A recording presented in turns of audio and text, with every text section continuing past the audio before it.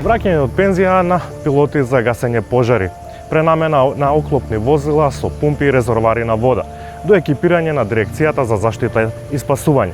Ова се главните мерки кои државните институции ги преземаат за справување со пожарите во пресред на летната жешка сезона.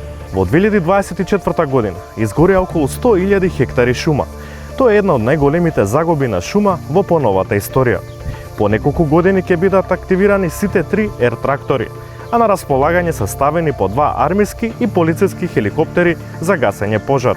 Во изминатите години Дирекцијата за заштита и спасување и Центарот за управување со кризи, но и воопшто противпожарните служби трпеа критики за некоординираност во справување со летните шумски пожари.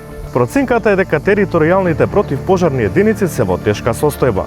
Нема единствен систем на алармирање, а надлежностите на институциите се преклопуваат. Затоа се подготвува спојување на ДЗС и ЦУК. На почетокот на летото веќе има неколку активни пожари и овој систем ќе биде ставен на тест.